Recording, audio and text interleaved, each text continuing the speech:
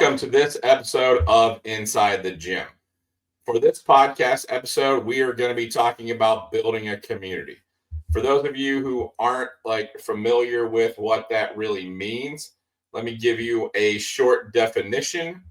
Community, we're not talking about what we're really talking about is, according to Google, a feeling of fellowship with others as a result of sharing common attitudes, interests, and goals, a sense of community that come from being a part of an organization.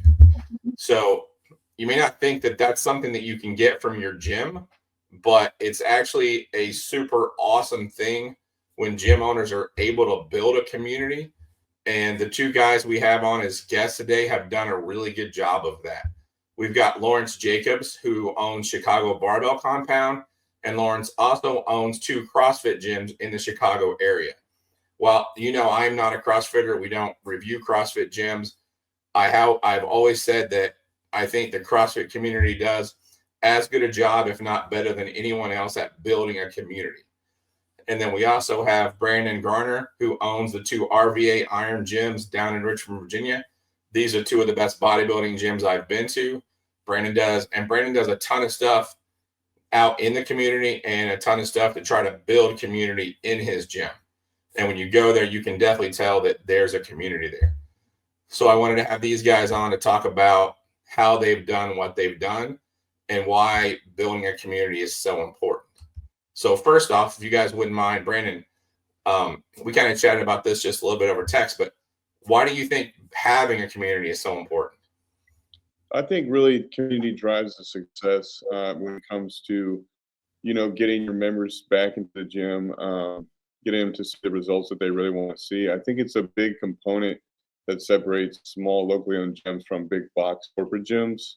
A lot of the things come back to the community driven events that we do, food drives, toy drives, giving back to the community. I think that's really something that separates successful smaller gyms and big box gyms, where people kind of go and don't really feel like part of something. They're not really congratulated for the results that they may achieve, or whatever it is, have a sense of, like you said, fellowship within the gym. So I think it's definitely a huge part of the success in your gym. Yeah. Would you have anything you wanted to add to that, Lawrence? Yeah, I second what Brandon said. I think right now in business in general, in the world itself, I think most of the really successful businesses are built either on a platform with a community or a large customer base. And I think at the end of the day, the gym is a form of a platform business, and in the way that the community wins. Prime example is Amazon. Amazon was built around shipping, and now look at it. Everybody pays for Prime, and it's not even something you think about. And you know what? That is a form of a community. And I just think in business in general, the people who are going to win are going to have the largest communities, and it just translates into a gym and a fitness facility. It's another community, if you will. Yeah. So as we mentioned, you own 2 CrossFit gyms, and as I mentioned, while we don't do CrossFit, we respect the way that CrossFit gyms are able to build a community. If you went, 2-part question for you, Lawrence, why is CrossFit so good at building community? And then if you wouldn't mind, how have you been able to take some of those aspects and apply them to Chicago Barbell Compound? Well, I think CrossFit's got some grassroots. It started out, as a group fitness model where it began in small little, that's why they were called box gyms at the time, right? There were groups of people that were doing these workouts that were online, put up there by CrossFit. And, ultimately it just brought people together because these people liked doing these hard type of workouts.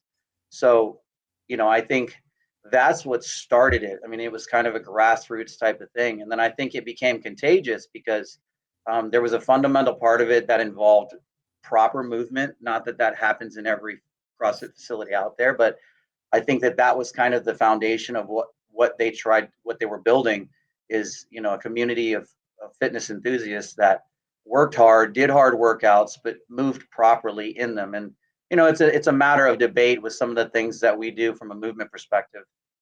towards fitness. But that, I mean, you can't knock what it's grown into. I mean, 14,000 plus gyms across the world, and it's growing exponentially in China right now and in India, and actually in the States it's dropped off a little bit. But I mean, when they've been here for so many years, 14 years or something like that.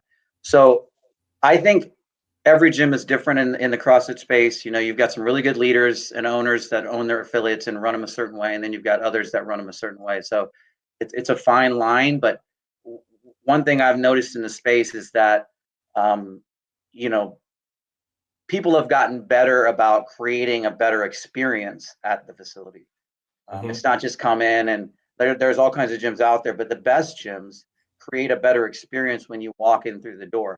Maybe it's nicer equipment, maybe it's a cleaner facility. And I think at the end of the day, that translated for me into building Chicago Barbell Compound. Like, that gym was a hardcore, old school, grimy gym in a lot of ways. And, a person could walk in there who was a commercial gym and be like, I'm going to catch something in this gym.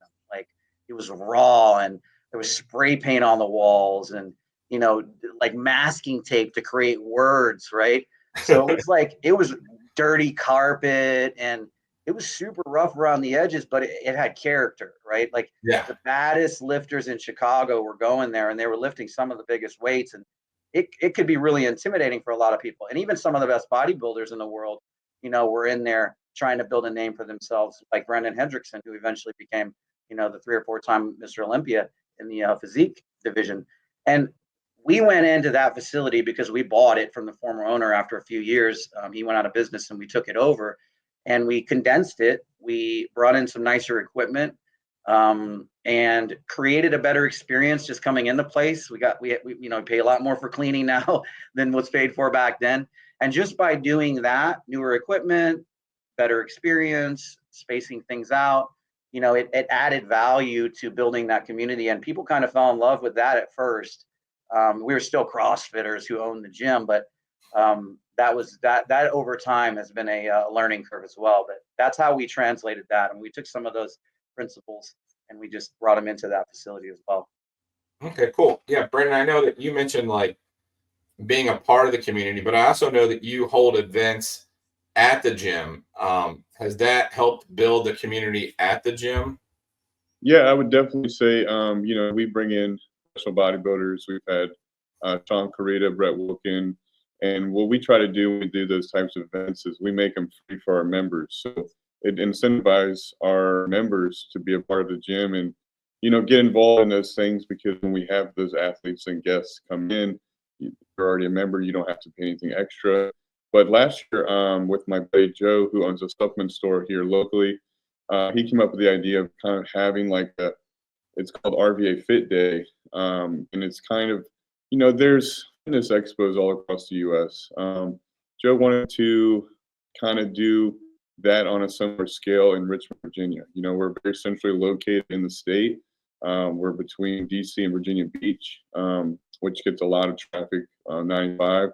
And, there wasn't really a place for somebody to go centrally located to quote, celebrate fitness, right? So we came up with the idea last year. It was our first year we did it. And it's called RVA Fit Day. And we basically invite any local business that wants to be a part of it to set up a vendor booth and talk about their business, And so we wanted to take the spotlight off of our businesses while we're still the title sponsors of it.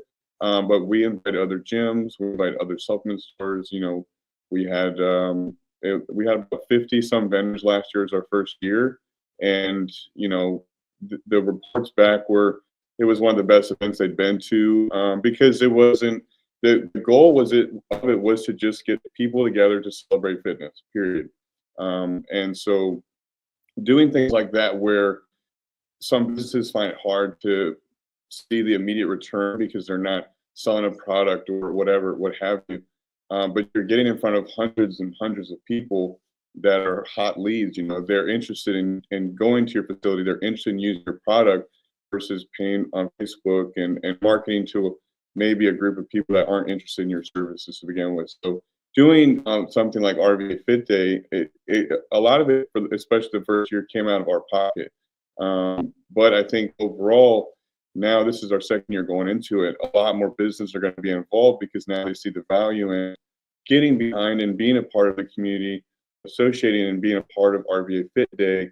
And like I said, our businesses aren't the spotlight during the day. You know, we set up a booth like everyone else, but it's a community driven day where we invite our competitors, you know, come set up a booth, just get in front of anybody that wants to take advantage of what you have to offer. And, you know, things like that, I think, go a long way with the consumer, with our clients. And just community driven events and events in general, I think are always going to be a plus for the area, you know. Yeah, you do. It's Friday night at the bar, right? Yeah, that's our Friday promo. Yep. Has that helped? Like, do you feel like that's helped build the community? Because can you explain a little bit about what that is? And Yeah, so on Friday nights, my idea with Friday night at the bar was, you know, generally speaking, in most gyms, Friday nights are a slow night, right? Because most people are getting ready, they go out for the weekend, they travel. And obviously, Monday nights are usually the busiest because people are getting back on track. You know, maybe they fell off at the end of the week, whatever. So I wanted to turn a night that was kind of slower into one of our busier nights. So we offer a promo that's called Friday Night at the Bar, where we do members can bring a guest for free from 4 to 7 p.m., which is the last 3 hours that we're staffed. And then if you want to come and you don't have a member to come with, you can buy a half price day pass. And really what it's done is it's turned one of the slowest nights of the week into one of our busiest nights of the week. And, you know, people bring their friends. It almost kind of kicks off the weekend for a lot of these guys. We bring in a DJ occasionally, and it's easily one of our best nights of the week. I'd say it's certainly helped grow the community because we've had a couple groups that kind of sprouted like within the gym, which is pretty cool to see. One of our members, her name is Delaney. She started a group called Girls Who Lift. And it's basically just a group of girls who work out. I think it started off with maybe less than 10, and they're having a meetup. They just do meetups at different gyms in the area. And it's just a way to bring more girls into the community and make them feel more comfortable working out, especially at a gym like ours. Like, you know, we have black walls and it can be intimidating for beginner lifters.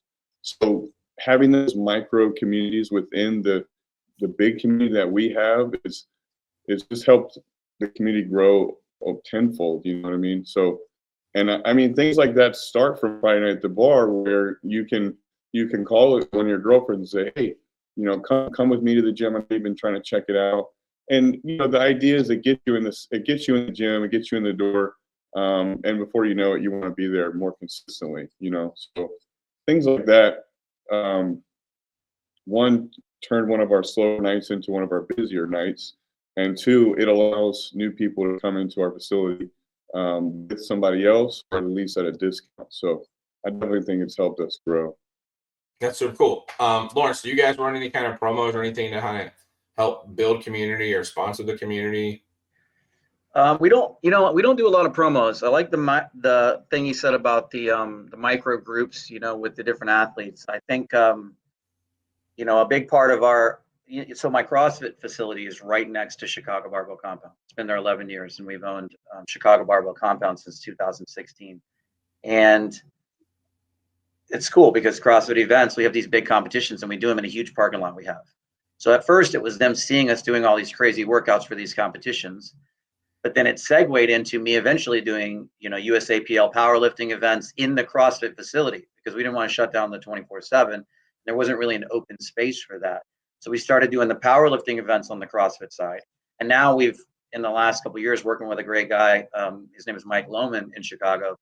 He's kind of one of the strongmen coach in the city of Chicago. Been around a long time, knows the space, and we've been working with him for the last year. And we've been running 2 to 3 strongmen events, one for charity, one for different competitions. They're trying to qualify for nationals or whatever. But that's been able to kind of build our reputation for the strongman community. And we get all these strongman athletes that come from other gyms all over the state of Illinois and Wisconsin to throw down at these fun strongman events. And to me, strongman is CrossFit with heavier weights, in my opinion. But for shorter spans, actually, the workouts are a little bit easier because, in my opinion, they're shorter workouts instead of these longer workouts that we do in CrossFit. I even entered one as an owner and a novice and won first place with a few other competitors. So it was a good thing for them to see us in action doing the competitions and vice versa. And, we do these big parties at the CrossFit facility. It's been able to help us kind of build that togetherness. And since we're right by each other, it almost makes like a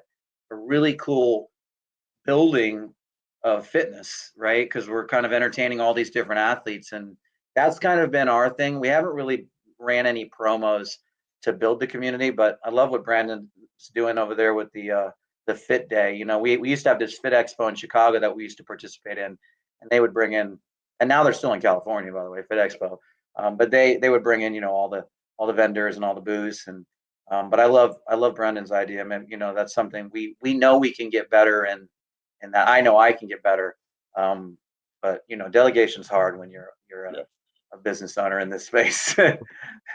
But yeah, it's interesting you said that that running competitions help build the community. I hadn't really thought about that aspect of it, but my guess is that athletes from your gym probably cheer each other on and come watch each other, and anytime there's a competition, they're probably they're building a community, cheering each other on, and helping each other train and stuff like that. Yeah, I think it's it's all about education, right? I've learned so much about federational kind of powerlifting rules. And for a year, I was the USAPL state chair for Illinois. I was in all the groups. So I got to learn how these meets are ran. And I didn't know that, but I love communities. So I was like, I'm going to take on this challenge, and I'm going to get involved in the community and see, because I own this hardcore gym.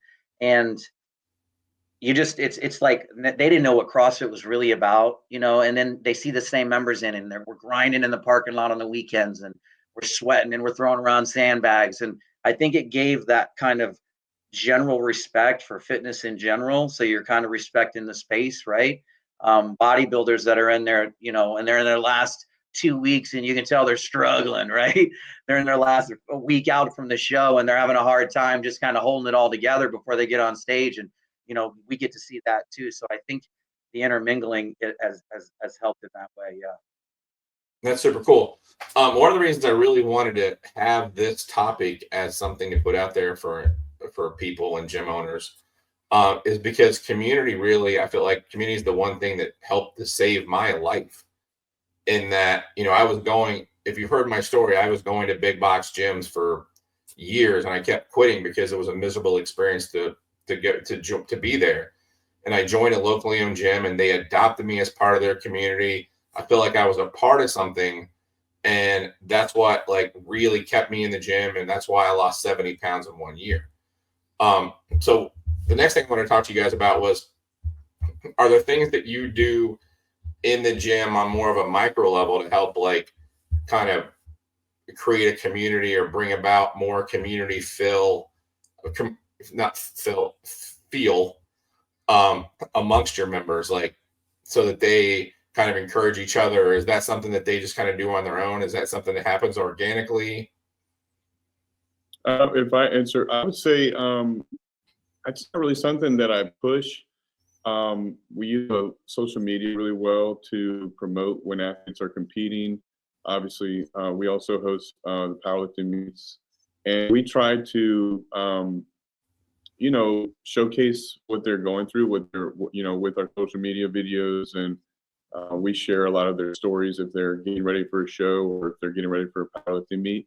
And it's really been an organic thing. I mean, I always said, I selfishly built this gym when I first started out of the pandemic because I wanted a gym that would never close.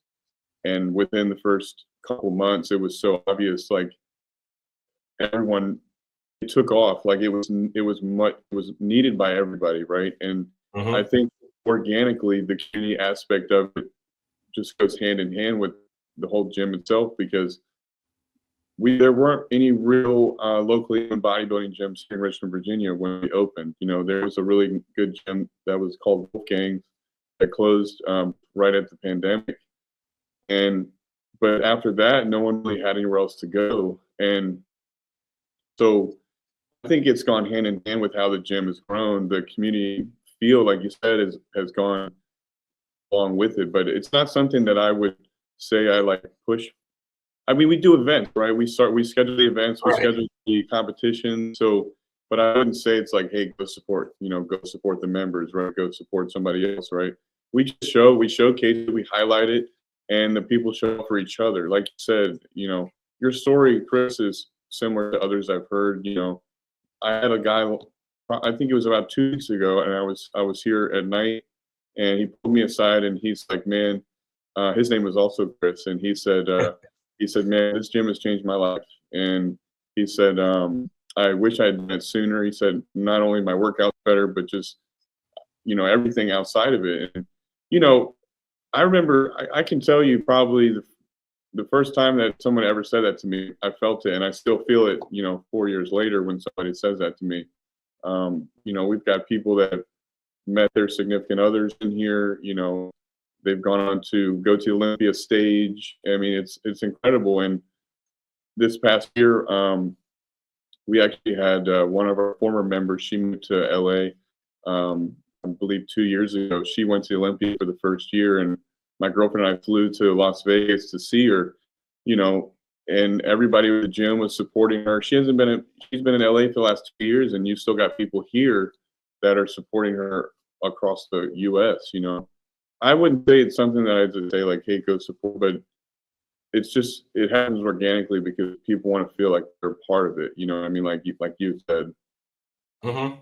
Yeah, but I think also don't sell yourself short. I think taking the time to promote your members and what they're doing on social media helps educate all the other members on what's going on with the other people at the gym, because somebody who's an aspiring pro bodybuilder or a pro bodybuilder might come in at 10 a.m. and somebody who comes in at 5 a.m. may never see that person, but they feel connected to them because, here's this pro bodybuilder doing like hack squats on the same hack squat that they used this morning, or, they just want to be like, it's kind of like one of those things where you get a root for somebody that is your home team. Right. I feel like, There's it's funny. The other day, one of the members, this goes to show you how organic it is. Obviously people use the mirrors, take photos, take selfies, progress pics or whatever. In our bathroom, somebody left a note on the mirror, and it said, you're inspiring someone. And you're writing what kind of goes past people. When you take the picture and you post it online, you might feel like maybe it's not your best. Maybe it wasn't the best week for you, whatever. You doing that, you may not realize it, but you are inspiring somebody else. And I read the note. I didn't put it there. It's actually in both of our bathrooms. It's the same note, and it says you're inspiring someone. And I saw it, and I was like, wow, that's really cool. But it's true. I mean, you read that note, and it makes you think like, wow. Some days you might like, oh, I don't want to show my progress, or I don't want to talk about what I'm going through, but just sharing your story, sharing the picture, you're inspiring, you're helping somebody else that might be going through the same thing, Yeah, I think it's great. Like, I think a lot of gyms are afraid of social media and have fought social media. And I think you've done a great job of embracing it and making it work for you. Thank you. Yeah. As far as social media goes, I mean, from the beginning, we knew that we wanted to promote our members, right? And the best way that we could do that, especially with how big social media has gotten, a lot of these gyms, they set rules in place of no filming and stuff like that. And I respect that. And what we try to do is we record you, right? We have a photographer that comes in here and he just takes photos, and people can, say, I don't want my picture taken. That's fine. But a lot of the guys love it. We pay the guys that come in here. We do the videos, we do the photos, and we just want to push our members up and give them the spotlight. And it's organic marketing. It's like none of those photos or videos are staged. That's them working out just normally how they are. And I think the power of social media and keeping people connected and feeling like you're inspiring somebody else, and it's a really powerful tool. And I think it's something that we've really tried to harness from the beginning. Since the very beginning, we're going on 4 years now. We've had a media team. My business partner, Bobby, is a professional videographer, photographer, and that's a big part of why I brought him on, because I knew, we needed that organic marketing. Like, hey, these aren't graphics of other people that aren't here. These are people that live here in our community, and they work out here every day. So I think it's a great tool. Oh, 100%. I think it helps build a community. Absolutely. 'Cause it helps you connect to other members of the gym, and helps who else is in your gym. And Absolutely. Yeah, we call them aha moments or wow moments in the CrossFit facility. Like, and I got to admit, he's on track. Like, the best thing we ever did was bringing in a videographer, photographer to constantly do that for both facilities. Now I got him at my other CrossFit facility, so it's great because it does connect people in a different way when you put them in the spotlight like that, and you share their stories and their ideas and what they want. And it's a fine line, because sometimes people get a little bit offended, but you gotta play the game, and you gotta make it fun. And I think a big part of my success too with connecting the communities is I'm always edifying the other athletes. There's always heads butting between powerlifters and bodybuilders. It never ends. And I'm constantly edifying, because at the end of the day, these bodybuilders are working their tails off, right? Like, they're getting in there and they're grinding, and you got the powerlifters are doing the same thing every day, two different sports. And if there's a lot of chatter in these facilities, in these communities, and if I ever have a moment where someone's saying whatever they're saying about the alternative sport, I try to defend the other sport, defend the other athletes, because we're all in there for the same reason, or different reasons, but we're all in there for a good reason, probably, whether it's weight loss or fighting off some demons, or can't stand a commercial gym, or just want the weights to be put back, which happens regularly in our facility. Like, that's what brings us together at the end of the day. And that's why we stay in that facility, or stay a member of that, or part of that community. And the same thing applies in the CrossFit gym. I mean, a CrossFit gym is a higher ticket item too. Like, these people are spending $195, $200 a month, to work out in group fitness and do these really hard things. And there's probably a good reason behind that, value in the coaching, value in the results that they're getting, or maybe it's the high school feeling that they just want to be a part of a community again that they haven't had for however many years. I've had guys that are, not doing drugs anymore, and they're trying to stay alcohol free and all these different things, or they're trying to quit vaping or cigarettes. And that these stories, as long as they're okay with it, that when they're shared amongst certain members in the facility, and it's in a form of edification, it keeps them around for a long time. Like, it's just a small part that me and Brandon, I'm sure, has experienced, that we get to play a part of. I mean, we're just trying to serve them the best way that we can at the end of the day. Yeah, it's interesting you brought it up. There's a gym owner up in your area that, after I left her gym, called me and said, we were talking about how much more the gym is than just a place for people to work out. She was one of my members. I hadn't seen him for probably 2 weeks, so I called him. And she was telling me that he hadn't gotten out of bed. And she's like, just the fact that you called me and you cared about me, I'm coming to the gym today and I'm getting on track. Awesome. And the guy hadn't even had the strength to get out of bed, because he was so in a depression. And just because she cared about him, and she made that call, he got up. So I think that when locally owned gyms are built the right way, and we can create these communities, that can give so much more to people than just some place to throw some weight around. Sure. So, I'm sorry, I lost my train of thought there. Now, Brandon, if we go back to you mentioned that you guys do competitions too, and you've got more of a traditional bodybuilding gym, but I noticed there are a lot of powerlifters there.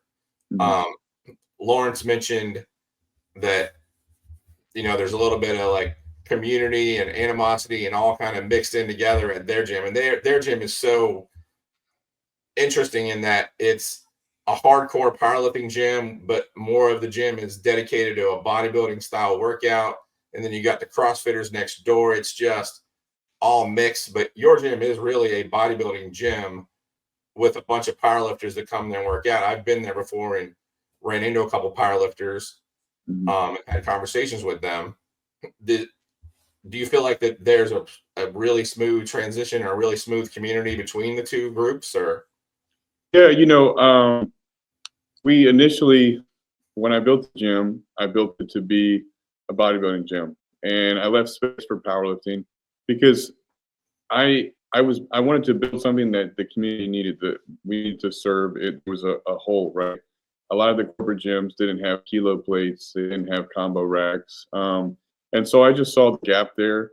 And I would say for the first 6 months or so, I didn't have the combo racks or the kilos because it's not my field of expertise, right? I focused on the bodybuilding part of it, and I've been the president of our barbell club for a long time, and I told her, when I get this gym up and going, and once we have proof of concept and it works, and I really want to bring in the powerlifting community.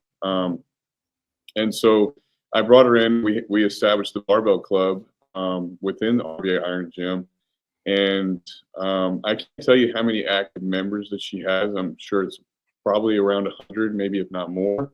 But it's almost its own separate entity within RVA Iron.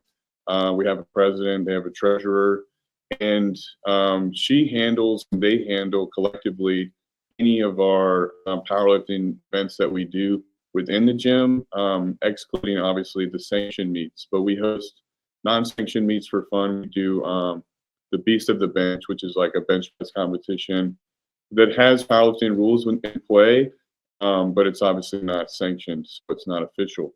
Same thing with our deadlift competition we do around Halloween. And I wouldn't say there's really, not that I know of at least, any animosity between the bodybuilders and powerlifters. I mean, in our gym, on the wall, it says Richmond Bodybuilding Mecca.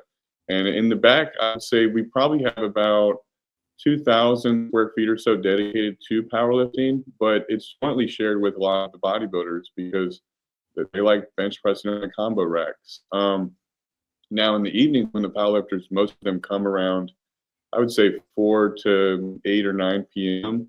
That space is mostly powerlifters. But as you know, Chris, we are expanding in the current location we're in. Our first interview we did, I was on the other side of this building. We were able to acquire this property in 2022, and we've since we're planning to open this new space. Actually, it's another 7,000 square feet.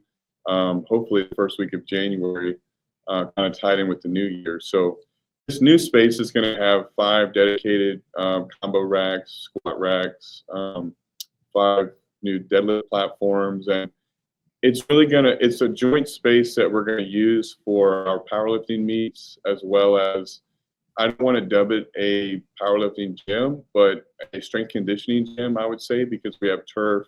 We're going to have some functional machines in here as well.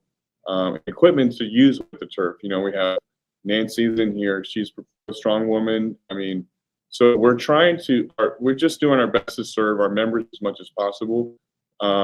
And because the barbell community is growing so much, I found it would be beneficial for the members to give them more space.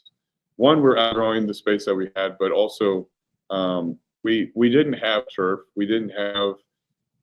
It was mostly machines. You've seen it. It's a ton of machines, and so I want to give them the space that they need to be able to do other things. If they want to get more into strongman, we're building a little strongman corner. If they want to get more into barbell and powerlifting work, then we're going to have that. But they get along fine as far as I know, between like the normal, banter that goes on. Again, I think they kind of know what they're getting into when they come here. We're not a powerlifting gym. We are a bodybuilding gym that offers powerlifting, right? But I think with the new addition, they will have a much more dedicated space, if you will. And they're going to be separated by 2 fire-rated double doors that we're going to keep open, but you will essentially be walking into another side of the facility that's going to be completely opposite from where all the bodybuilding machines are. So, it'll be more of a private space, if you will, that's more dedicated just to powerlifting. Yeah, I think it's actually awesome when gyms are able to have a good amount of space for powerlifting and a good amount of space for bodybuilding, because as we mentioned, like CrossFit does an amazing job of building community. I think powerlifters are the second group of building community. They're really great at encouraging each other, at spotting each other, like trying to push people to get those PRs, to get that next rep, to get that extra weight. And while I've never competed in bodybuilding, having talked to a ton of bodybuilders, it can be a little bit of a lonely sport at times because you're out there doing it on your own. Nobody else is like, nobody else is going through that hell week with you or drying out with you, or you're doing that. And I think when they get a chance to see the powerlifters encouraging each other and doing all of that, it's almost like it's a what's the word I'm looking for? Contagious. And then you see I've been in quite a few gyms where you start seeing the bodybuilders like encouraging each other and encouraging the powerlifters, and the powerlifters encouraging the bodybuilders, and it can be quite a great like transition between the two. Yeah, I mean, if there's a guy that's about to bench press 500 pounds, the whole gym will stop and watch him, and they'll cheer him. I mean, the facility I'm at right now is about 7,500 square feet. To me, it feels like it's the perfect size because, like you said, it's contagious. When there's somebody in there going for a 800-pound deadlift, you can feel it. You can see it. Everybody's watching, and people will stop their workout mid-workout and cheer for them. If somebody needs a spot, you can almost always ask somebody to spot them. And it comes back to the community, because at the end of the day, we charge higher prices than corporate gyms because we want people that want to be in here that care, and they know what it's like to try to go for that big rep or that big PR or whatever it is, and I think it just comes down to the community, the type of people that we have in here, and it's definitely a great thing to see. Yeah, 100%. Do you notice that in your gym? Because you've got such a unique facility, Lawrence, with having it originated as a hardcore powerlifting gym and with your CrossFitters next door. And now more of the space is actually, I would call you've got more square footage for bodybuilding than powerlifting.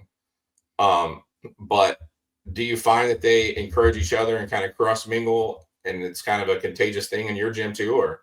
Yeah, I mean, I saw a powerlifter and a bodybuilder hugging each other the other day, so that's funny you say that. They gave a little passerby hug, which is, look, I think that we all have different personalities, as insane as it is in the gym, and they get along. I just, over the 8-year, 10-year, 11 years it's been there, 8-year, 10-year of us owning it, I think, there's been moments where it's like, they'll complain about us buying new equipment for the power lifters, or not enough certain equipment for the bodybuilders. I mean, we got a lot of old school Nautiluses, and that's I love Nautiluses, but I think, and I do want to say that they get along in the gym. I don't want you to think like there's this big like thing going on. They get along for the most part, and they do cheer each other on. I mean, at the end of the day, I think they know that it takes hard work to do what they do, and I think to the core,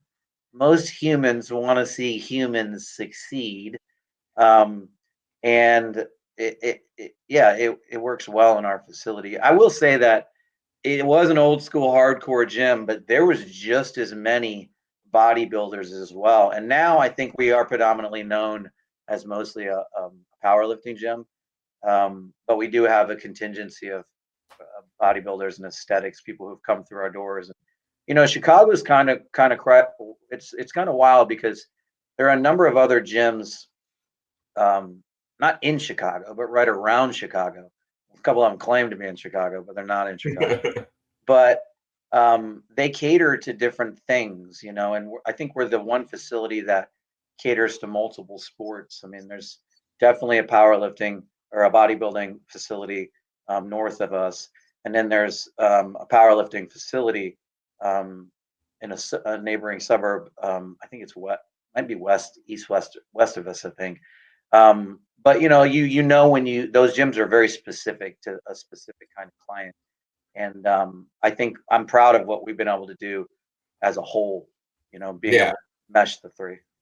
Well, I think hybrid gyms are really exciting and really awesome. When you can mix different athletes in the same facility and they learn from each other and they grow from just watching each other. I think that anytime you can do that, it really, and I'm excited to see what you're about to unveil down there in Richmond. I wanted to say, Brandon, he saw something, right? He had a community in place. He saw a need for a different community. He immediately started thinking about taking steps as a business owner to serve that community. And that's a prime example of expanding that footprint, that community footprint, even though they're separate little different organizations. It's a barbell club. But the point is, like, he's creating a micro community in itself. And to be able to create more space for them is just amazing. I mean, I'm sure they're going to be through the roof when they go in that place and they see 5 combo racks and deadlift platforms. In fact, that's one of the things that I have to say about my space that has been driving me nuts over the past few years is leaders lead, winners win, however you want to say it. As a leader myself, it drives me nuts when I can't serve the strongmen better and I'm handcuffed by space, right? Mm-hmm. And I do want to move. I want to move into a bigger facility, a warehouse, actually, not too far from where we're at. And I've been trying to make this happen, but it'll just give that ability, and it'll lose some of the room feel. I mean, you were in there, Chris. It's like you're in this one room and it's got this crazy powerlifting energy with 3 or 4 combo racks and a couple deadlift platforms and 2 monos. And then you go into this other room and it's got turf and it's got all these pin loaded old school machines and a couple power racks in the back. And then there's a bunch of stones over here on this wall. But like, you want to be able to give them the dedicated space that they need so that they can thrive as athletes and really enjoy the experience so they don't feel like sometimes it's a little bit crowded.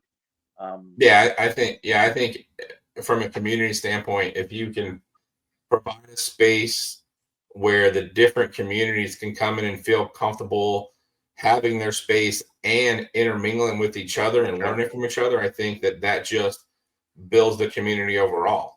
I'm pretty sure, I think, Brandon, you and Colin are good friends, and he does a great job of that up there in the Philly area of like providing a dedicated like powerlifting space and a dedicated bodybuilding space, but at the same time, a space where both communities feel comfortable moving about and intermingling with each other and learning from each other. And I think that's what local gyms should be about, is getting these different communities together and like letting them learn from each other.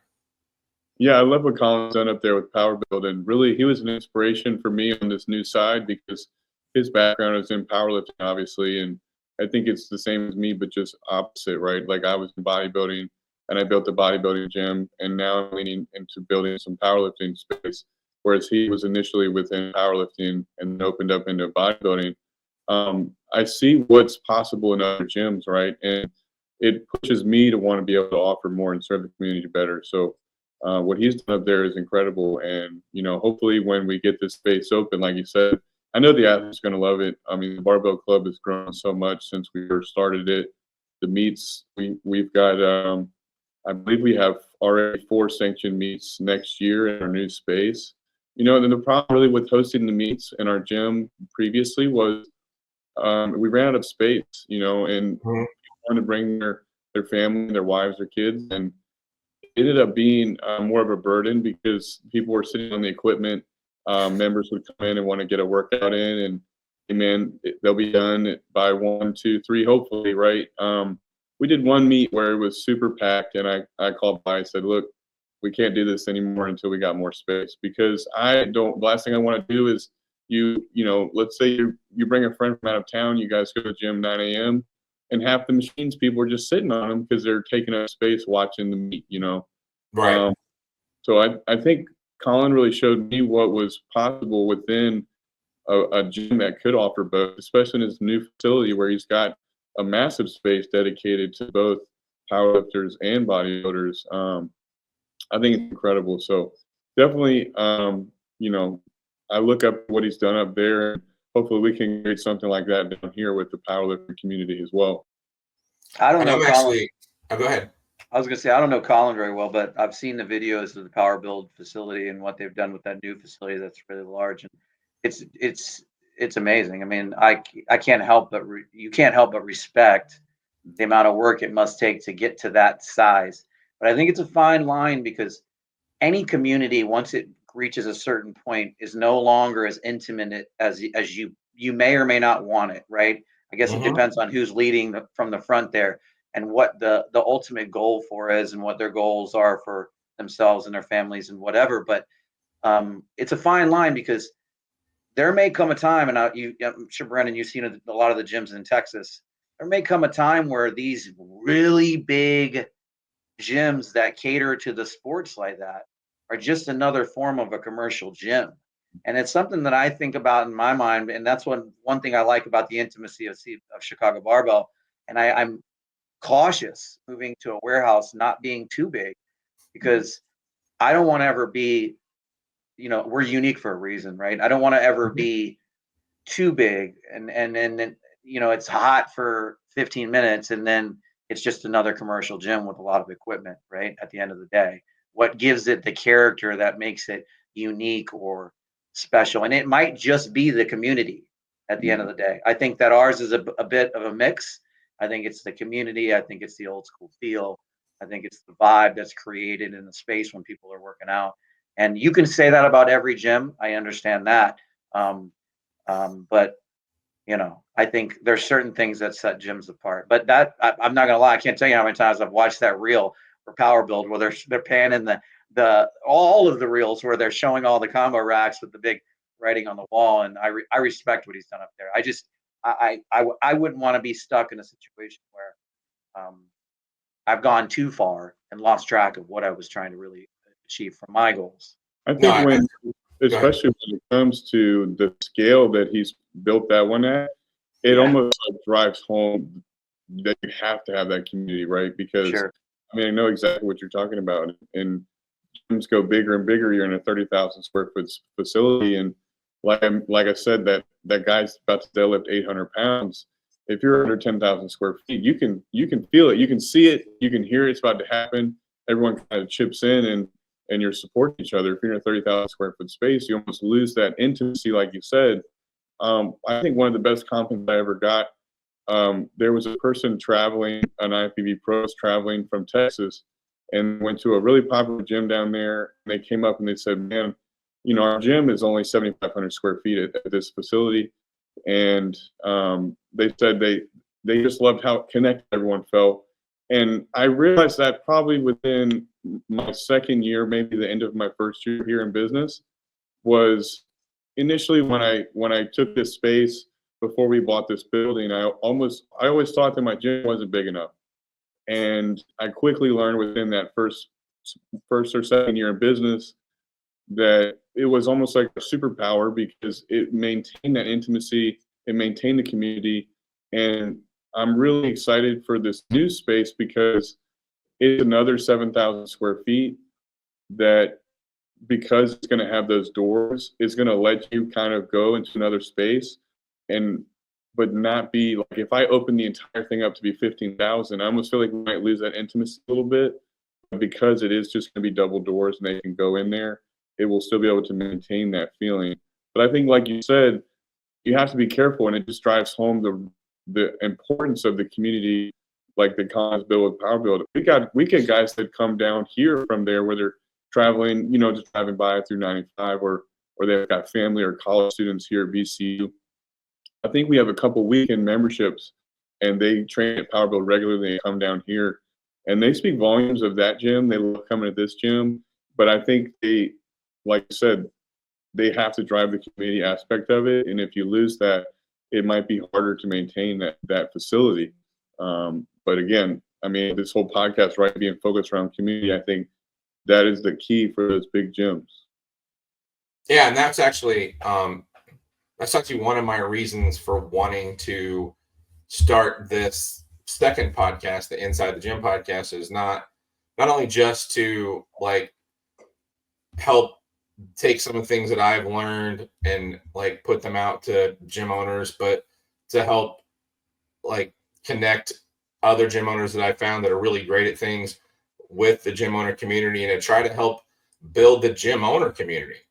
Because let's face it, in order for all of the locally owned gyms to survive, it's important for everyone to thrive. And the more all the local gyms thrive, the more of an impact it's going to have and the more of a dent it's going to take on the commercial gyms. Because I mean, you guys are never going to have the marketing budget that a commercial gym has, but if you can creating things and learning from each other and building the community together and everybody thriving just makes everyone better.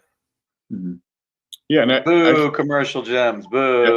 I can't tell you how many times, like Chris, when you first started and you were reviewing the gyms, we spoke about it, how much the reviews were based off of mostly like the equipment that was offered in the facility, right? That's like, I think within the first, second year, again, I learned how important community was, because we obviously took our approach with the gym was trying to find the best machines possible.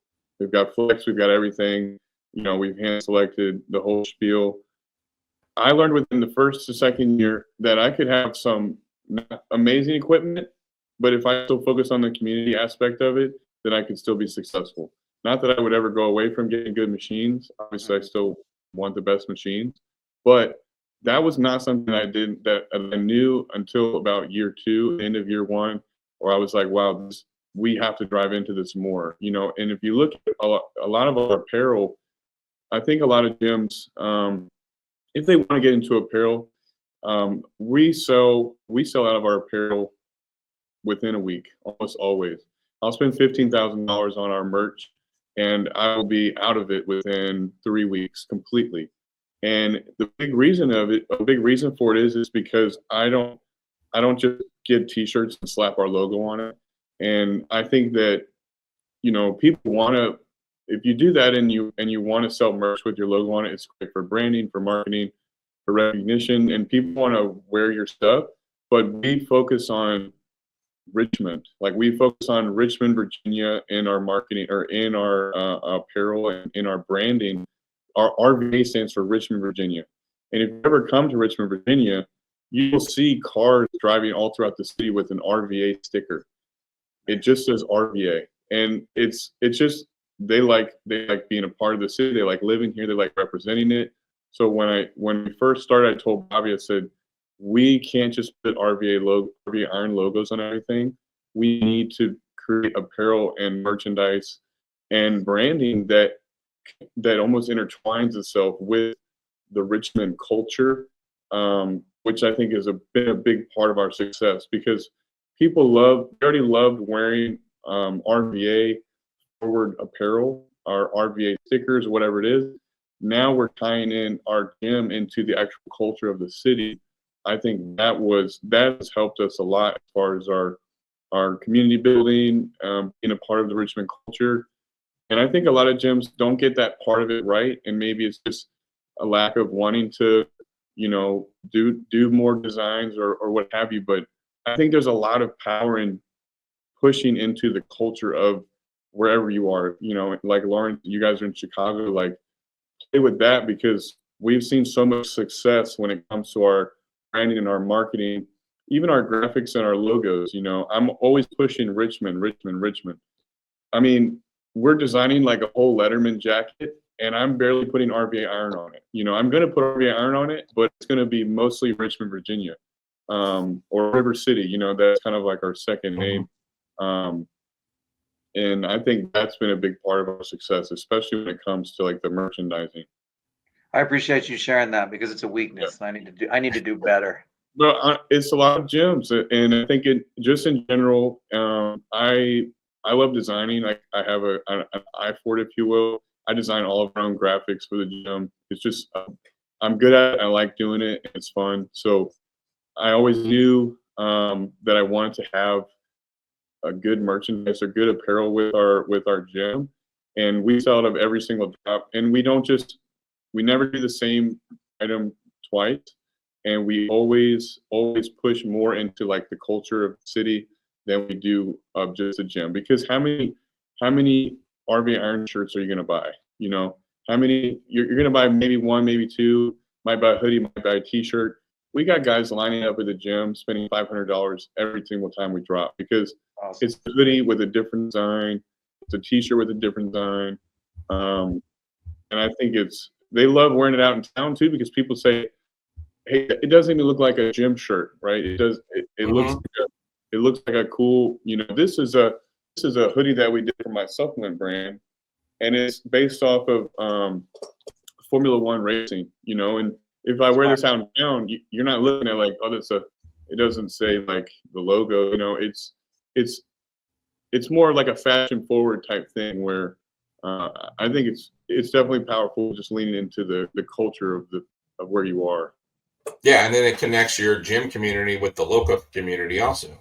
Yeah. And if I could just for a second go back to something else that you had said before we get into merch, you were talking about equipment.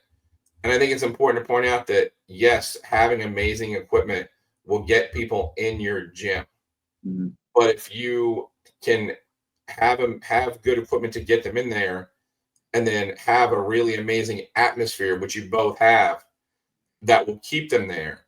And if you take it a step farther and you can connect them to the community, they won't leave. Right. And it's so much, having been in sales for 10 years before I started my teaching career, it was, that was the no-brainer. It was far less expensive to keep a customer than get a new customer. Right. And if you can connect your members to each other and they become a community, you're not going to lose them. Right. And that's gonna be so much more beneficial to your business, if we want to talk about business, than anything else.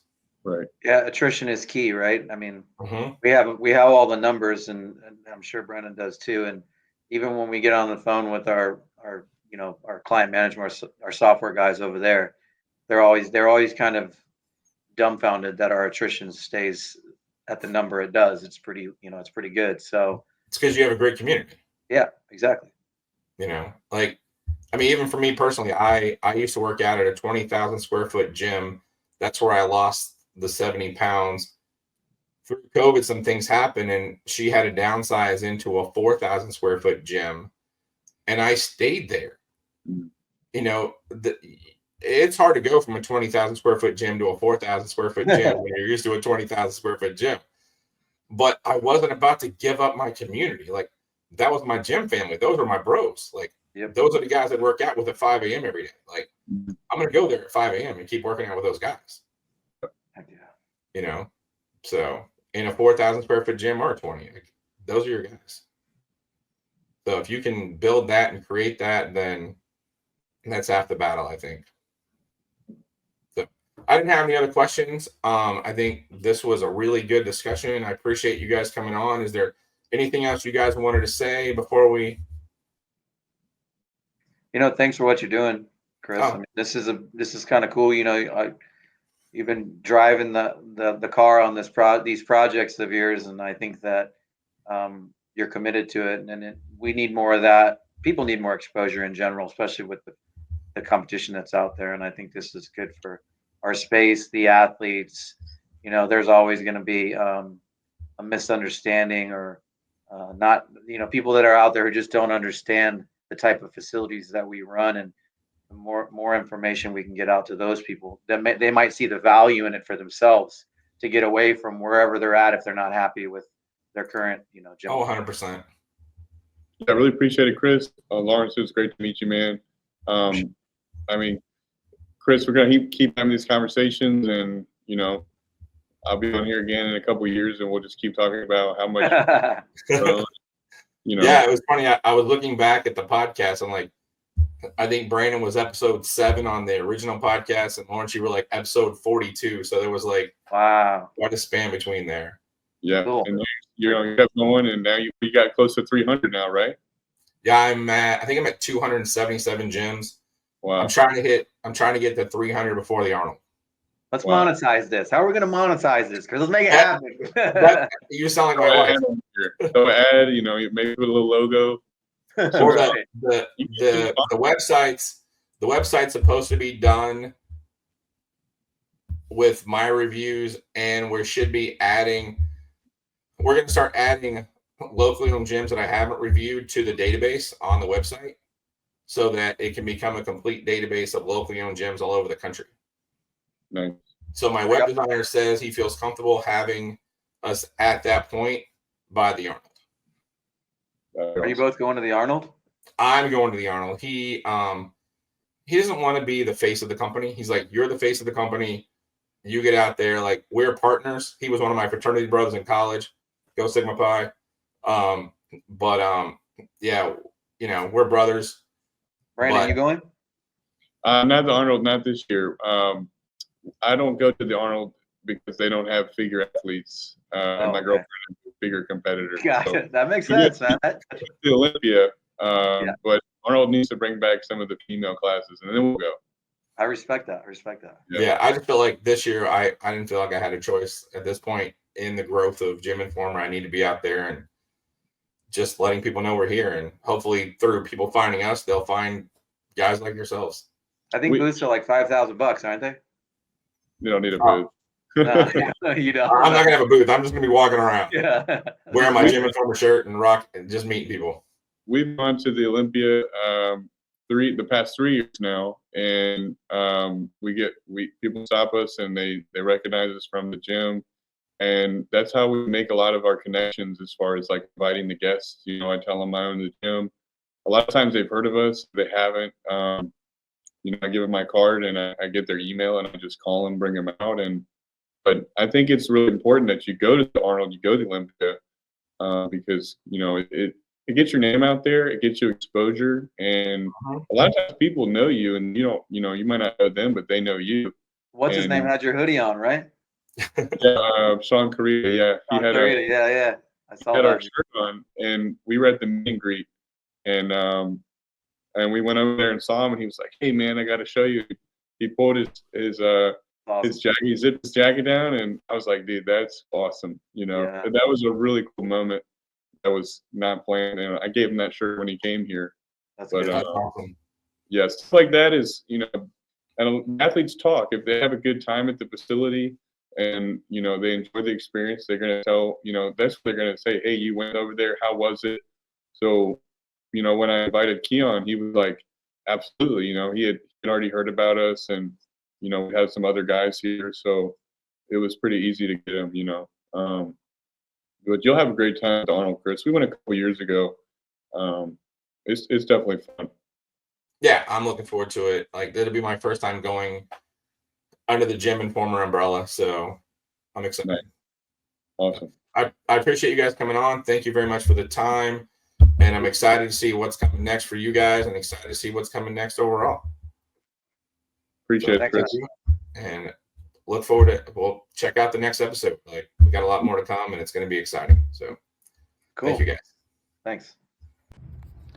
If you enjoyed this podcast, please hit the like button and subscribe to our channel for more great content.